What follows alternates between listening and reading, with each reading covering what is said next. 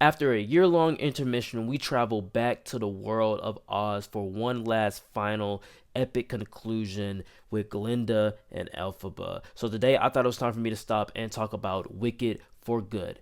Please know that everything that I will say in this video is just my very own opinion. My name is SW Nation, and you are free to comment down below your very own opinion on Wicked for Good. Please don't forget to check out that Twitter and that TikTok link. Those links are in the description. All of my shorts go over there to the TikTok first, so be on the lookout for that. And with all that being said, guys, like, comment, and subscribe, and let's get right into our review. Elphaba Throp, I know you're out here. Just come in before the monkeys spot you.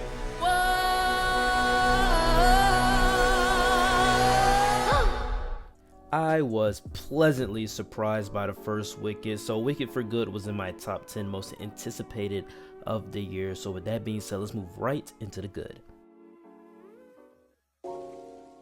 And the good thing that comes to mind here is that automatically you could see that the production scale is still a shining jewel of these two films. The designers knew how to make Oz feel real and large without making it a big CGI fest. Everything on the screen, right down to the costumes and the props, they all feel real and tangible and a true display of $150 million. You can see that they used their money particularly well here. Going into our performers, Cynthia Erivo and Ariana Grande, as weird as their press tour is and their public image, they are just amazing on screen because we spent so much time with them together in the first film. When emotional moments happen here, you see where everyone ends up and you buy into it. I love how when we time jump into this film, you can kind of feel the passage of time here, seeing where Fiyero ends up, seeing where Glinda is, but also seeing where Boq and Nessa are up to this moment, and you kind of discover some secrets there. Every character feels like themselves with the years passing. With the film being a darker sequel, it has more mature themes and a dramatic tone. I will say though, the first film has more darker themes than this one, honestly, but I do appreciate the fact that this one tried to go a little bit more mature, as it is the epic conclusion that the trailers promise. As someone who hasn't seen the original musical, I went into part 2 blind, not knowing what was going to happen, and every twist that came, every twist, surprised the hell out of me. These twists all introduce some ideas that I thought could have been more interesting, but I'll talk about that later. But I just love how each little new detail, each new shocking twist kind of led into the original Wizard of Oz film. And that leads me to my next point. Finally, the Wizard of Oz tie-ins and Dorothy. I remember when the first film's trailer released, or the first set photos, and Dorothy, Cowardly Lion, Tin Man, Scarecrow, they were all there in front of the wizard, and I was like, okay, great, we're gonna see that in part 1. We never saw it in part 1, so I was like, okay, where's Dorothy, where's the Wizard of Oz, how does this tie all into it? And I can safely say that it's a very satisfying tie-in.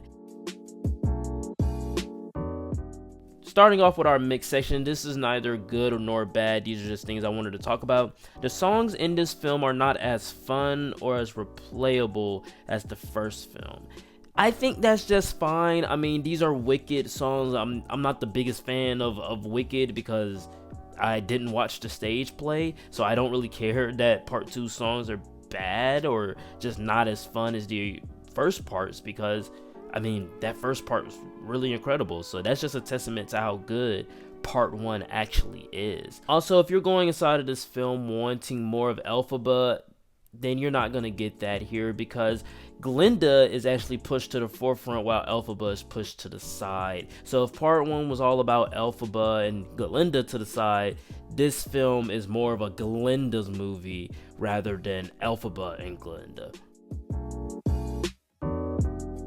And the bad thing that comes to mind here is that, unfortunately, while I have so much to love and rave about this movie, this plays more like a 45-minute epilogue stretched to 2 hours. With the first film being 2 hours and 45 minutes, I expected the conclusion to be as long or longer.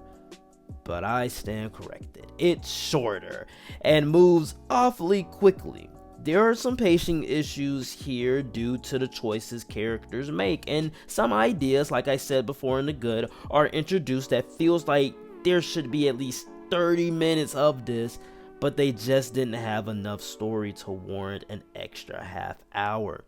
I didn't think that some plot lines introduced in the first film, such as the animal plot, was given a satisfying enough conclusion, and it warranted so much of the first film. We're just focusing so much on this animal plot. Why are the animals losing speech? Why does the wizard want to cage up all the animals? What's going on here? And we get inside of part 2, and it's just solved within the first 45 minutes to an hour. I mean, look, we get a conclusion to it.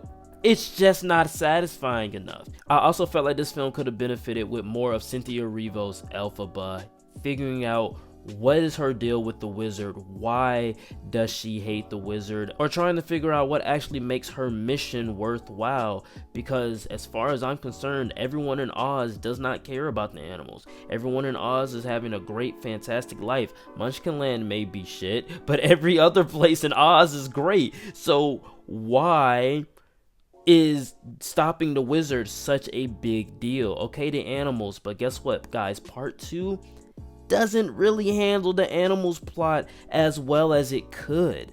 I just think this film could have benefited from just a little bit more of Elphaba's role here. In conclusion, Wicked for Good is a good movie, but not a great one. I liked it, but did not love it.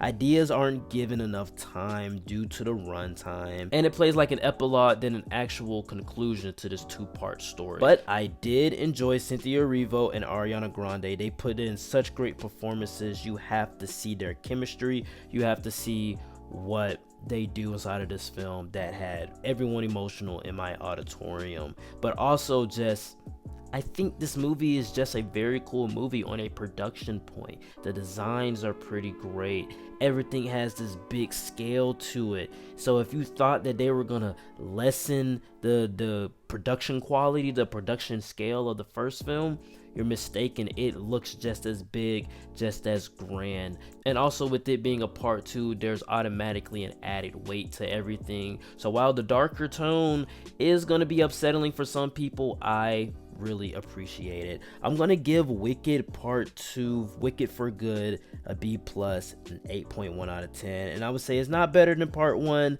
but that's just because Part 1 is so good. Like I said before, it's a compliment and it's a testament to how great Part 1 actually is. Alright guys, that is it for the review. I guess it's safe to say that Wicked did not change me for good. Please know that everything that I did say in this video is just my real opinion, and you are free to comment down below. What did you think of Wicked for Good? Did you love it? Did you hate it? Did it change you for good? Comment that down below in the comment section. And with all that being said, guys, like, comment, and subscribe, and I will see you all next time. Peace.